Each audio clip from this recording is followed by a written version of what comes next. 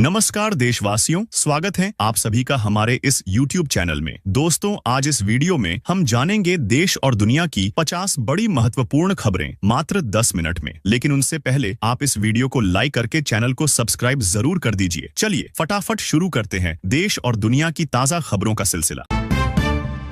आज प्रधानमंत्री नरेंद्र मोदी और नेपाल के प्रधानमंत्री पुष्पकमल दहल प्रचंड के बीच द्विपक्षीय वार्ता हुई। बैठक में सीमा विवाद, जल विद्युत परियोजनाएं और आपसी व्यापार जैसे अहम मुद्दों पर चर्चा हुई। दिल्ली में सुबह से हो रही लगातार बारिश ने जनजीवन ठप कर दिया है। ITO, मयूर विहार और पालम इलाके में जल जमाव के कारण यातायात प्रभावित हुआ है। संसद का मानसून सत्र कल से शुरू हो रहा है। सरकार कई विधेयकों को पारित कराने की तैयारी में है, जबकि विपक्ष महंगाई, बेरोजगारी और मणिपुर हिंसा जैसे मुद्दों पर सरकार को घेरने की रणनीति बना रहा है।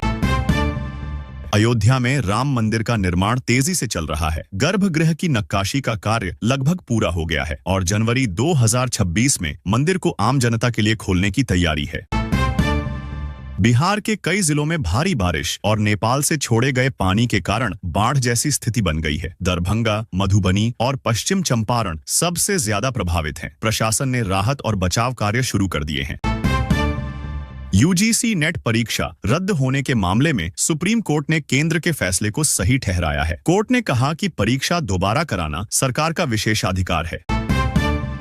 महाराष्ट्र में मराठा आरक्षण को लेकर एक बार फिर सियासत गर्म हो गई है। विपक्ष का आरोप है कि सरकार इस मुद्दे को सिर्फ टाल रही है। वहीं सरकार ने कहा कि समाधान निकाला जाएगा। जम्मू कश्मीर के बारामूला जिले में हुई मुठभेड़ में सेना ने 3 आतंकियों को मार गिराया है। इलाके में तलाशी अभियान अब भी जारी है।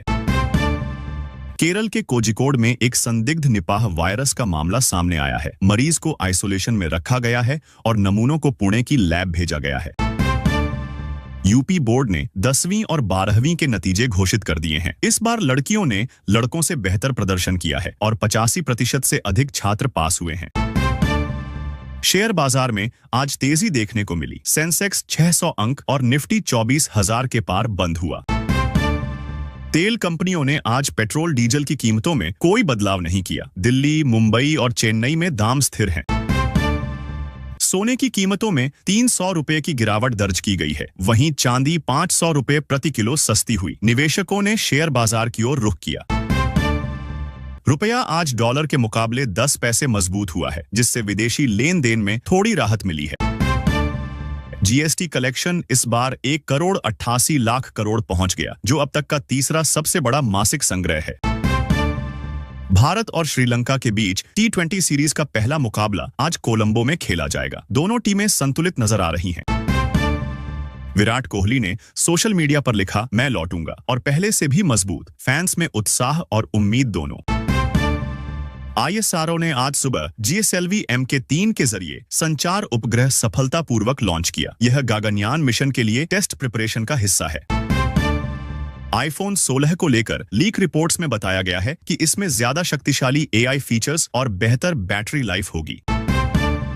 गूगल ने भारत में अपनी AI आधारित भाषा ट्रांसलेशन सेवा लॉन्च की है, जो अब 11 भारतीय भाषाओं में काम करेगी।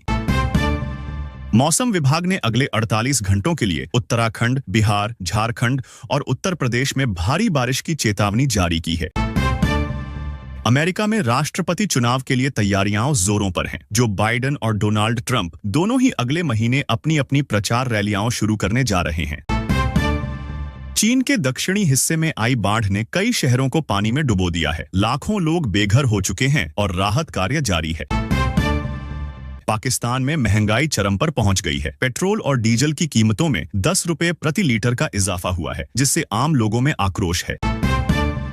फ्रांस में राष्ट्रपति चुनाव के पहले चरण में मतदान कल शुरू होगा। मौजूदा राष्ट्रपति मैक्रों को इस बार मजबूत चुनौती मिल रही है। रूस यूक्रेन युद्ध थमने का नाम नहीं ले रहा। कीव पर रूस के ड्रोन हमले के जवाब में यूक्रेन ने भी जवाबी कार्रवाई की है। जापान के होन्शु द्वीप में 6.2 तीव्रता का भूकंप आया। झटके कई सेकंड तक महसूस किए गए, लेकिन अभी तक किसी जानमाल के नुकसान की सूचना नहीं है। बांग्लादेश में गर्मी और हीट वेव के कारण सभी सरकारी स्कूल एक हफ्ते के लिए बंद कर दिए गए हैं। कनाडा ने भारतीय छात्रों के लिए वीजा प्रक्रिया और कड़ी कर दी है। अब वीजा के लिए इंटरव्यू और फाइनेंशियल डिटेल्स की जांच अनिवार्य कर दी गई है।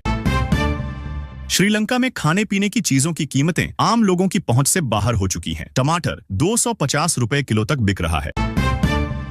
राजस्थान में चुनाव से पहले बीजेपी और कांग्रेस दोनों ने अपने अभियान तेज कर दिए हैं। भाजपा की परिवर्तन यात्रा इस हफ्ते शुरू हो रही है। पश्चिम बंगाल के पंचायत चुनाव में फिर से हिंसा हुई। कई जगहों पर बैलेट बॉक्स फेंके गए और झड़प की घटनाएं सामने आईं। राहुल गांधी की अगुवाई में कांग्रेस जल्द ही भारत जोड़ो यात्रा 2.9 शुरू करने वाली है, जो इस बार पश्चिम और दक्षिण भारत से गुजरेगी।